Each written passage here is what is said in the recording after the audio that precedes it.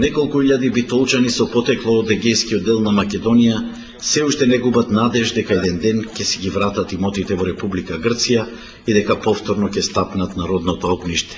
Еден од нив е и 65 годишниот Ташко Трсунов, кој со своето семејство спокојно живее на прекрасната битолска периферија, но срцето го влече кон родното село Чеган во северна Грција, вгнездено во планинските предели на Кајмакчалан. Откако неговиот татко заминал во редовите на Демократската армија на Грција, тој како 5-годишно дете ја запаметил бегалската голгота, кога со дедо Мористо, братот и мајка му, водејќи ги пред себе стадата овци и кози, заедно со другите бегалци од Чеган, ја префрлија границата на Кајмакчалан и по една недела стигна во Овчеполска ерџелија. Од дома, во старото ковчеđе ги понесува само тапиите, а оставија голем имот со 30 ниви, куќа и чифлик. Дедо ми, макар што беше инвалид, со на сите мајки тој беше со ногата крив и од раката. И со сите мајки успеа да го носи, да го донеси тапиите турски и грчките тапи, дури да речам од со некои и порези што платил таму таксани и марки, се тоа е направено, мислам, донесено овде.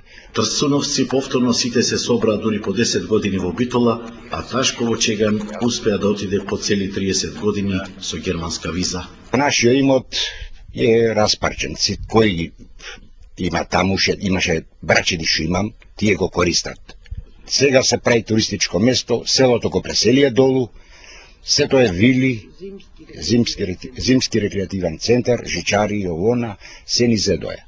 Сега со турските и грчките тапи ќе си го бараат имотот пред меѓународниот суд во Страсбур.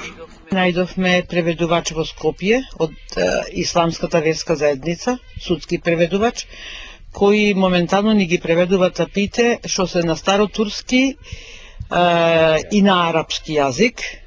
Целта ни е да ги допреведиме и грчките тапи, што се документи, и после тоа преку адвокати да побараме да ни се врати имотот. Тапиите за имотот во Чеган на Трсуновци им го спаси старото ковчеđе.